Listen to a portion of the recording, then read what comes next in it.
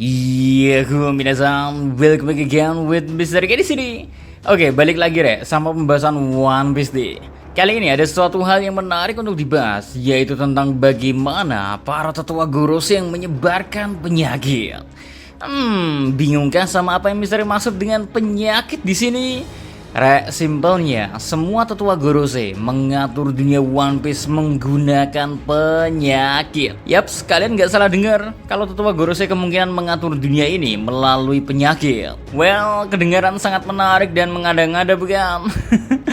Makanya Mister K bakal gas langsung aja bahasnya, karena ini adalah konten 3N. Ya kan, 3N kalian ngerti sendirilah. Hanya konten ini dimana Mister K bisa sesuka hati ngalor ngidul kemana-mana. So, tanpa banyak basa-basi gak jelas, monggo langsung kita gaskan aja ke kontennya G. Let's go.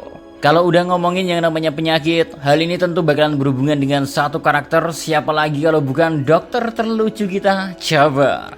Makanya apa yang bakal kita omongin ke depan ini ya, pasti ada hubungannya dengan apa yang akan dilakuin oleh Chopper di masa depan. Soalnya setelah keluarnya chapter 1103 tentang eksperimen yang dilakuin oleh Sartun, rasanya semua hal mulai terhubung dan peran yang dimiliki oleh para Gorosei pun menjadi semakin jelas. Kita mulai aja bahas dari penyakit yang pertama, Amberlid Syndrome. Seperti yang kita tahu, penyakit yang pernah diderita oleh seorang Trafalgar di Waterloo ini adalah penyakit tak menular yang disebabkan oleh mineral timah putih yang ditemukan di negara Philippines. Meski tak menular satu sama lain, tapi penyakit ini diturunkan ke keturunan mereka, alias harapan hidup dari generasi selanjutnya berarti semakin berkurang. Kita ambil contoh simpel aja lah, kalau anggaplah ada 7 generasi, berarti gampangnya setiap tahun ya harapan hidup mereka semakin mengecil. Kayak misalnya ya, generasi pertama bisa hidup hingga hampir rata-rata 70 tahun. Terus generasi selanjutnya turun ke 60 tahun. Pokoknya terus saja semakin mengecil sampai ke Lau yang dikatakan hanya akan bertahan hidup sampai usia 13 tahun. Akhirnya dari penyakit ini ya berarti membuat populasi dari orang-orang yang tinggal di area mineral tersebut berarti sama aja dengan punah lah. Karena semakin kecil harapan hidupnya, semakin sedikit pula orang-orang di generasi baru yang akan menyebabkan kepunahan di kemudian hari.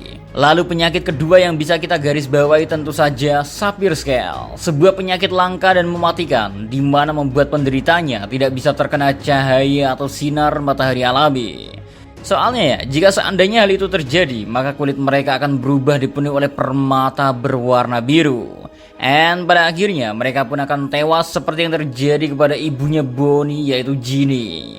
Anyway, ngomong-ngomong tentang penyakit pun, sang mantan Raja Bajak Laut sampai sekarang tak diketahui mati karena penyakit apa. Karena dia menderita suatu penyakit yang tak bisa disembuhkan. Hingga dokter seperti Crocus pun hanya bisa meringankan penyakit yang diderita oleh Gold Roger. Apakah mungkin Roger terinfeksi penyakit ini di God Valley? Secara kita tahu kan kalau Saturn pun ada di sono dan dialah orang yang bisa bereksperimen dengan penyakit.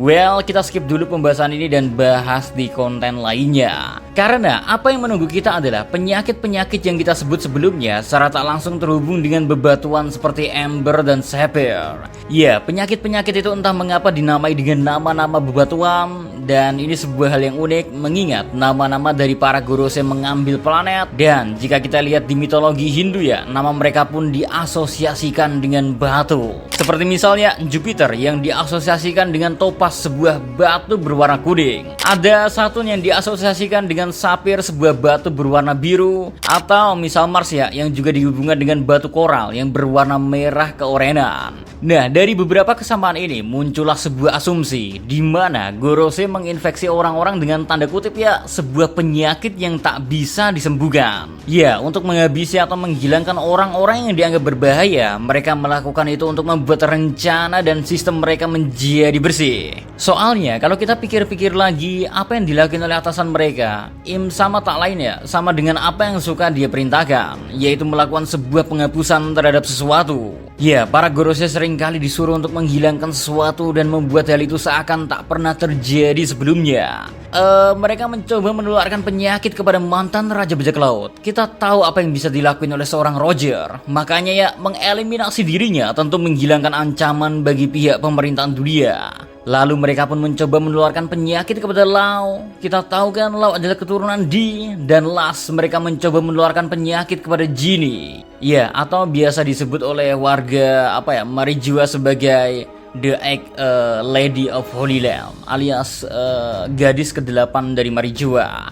Entah ini apakah mengacu kepada istri ke-8 dari Im Sama, atau malah dari Saturn sendiri, atau dari percobaan yang emang untuk disetting penyakit. Aduh. Tapi kita bahas lain kali tentang topik yang gak kalah menarik ini di lain kesempatan 3M. Cuman nampaknya ya para tetua Gorose adalah penyakit dari dunia itu sendiri. Makanya bagaimana jika mereka mencoba menguasai agrikultur, pertahanan, keuangan, dan segala bidang yang sudah kita ketahui menjadi spesialis dari setiap Gorose? Bagaimana jika mereka semua mengkontrol hal itu melalui sebuah penyakit? Bagaimana jika penyakit Emberlit sebenarnya emang sudah direncanakan dan orang yang bertanggung jawab untuk hal itu? Siapa lagi kalau bukan Saint Shepherd Jupiter? Bagaimana jika Saint Jupiter menularkan Emberlit melalui minyak dan tumbuhan, sebagaimana agrikultur menjadi hal yang ditanggung jawabi oleh dirinya? Bukankah ini semua akan menjadi masuk akal dan menarik? Karena pada akhirnya apa yang mereka lakuin adalah berhubungan dengan mengkontrol dunia, dan melalui penyakitlah mereka mampu melakukan itu tanpa harus memperlihatkan sosok asli dari mereka sendiri. Hal ini pula yang mungkin dimaksud dengan mimpi seorang Chopper. Sebuah mimpi di mana sebagai seorang dokter, Chopper mampu memberikan obat untuk segala macam penyakit yang katanya gak pernah bisa disembuhkan ini. Tak ada yang namanya penyakit tak bisa disembuhkan. Bukankah itu yang menjadi impian dari seorang Chopper? Sebuah akhir yang manis bagi seorang dokter yang mampu memberikan obat untuk mereka yang sudah terjangkit sebuah penyakit. Yang ternyata penyakit itu bukanlah penyakit yang memang terjadi secara alami, melainkan sebuah penyakit yang dibuat oleh seseorang yang memang berniat untuk mengendalikan dunia ini. Sesuatu yang menarik untuk dibahas bukan? Tinggal kita tunggu aja bagaimana Odachi memperlihatkan para tetua Gorose lain, karena akan sangat mengejutkan jika memang benar para Gorose menggunakan penyakit untuk mengkontrol seluruh dunia One Piece. Sebuah hal yang sangat menarik. Secara orang-orang akan menyalahkan penyakit atas apa yang terjadi kepada mereka, padahal apa yang sebenarnya terjadi ya masihlah buatan dari seorang manusia juga.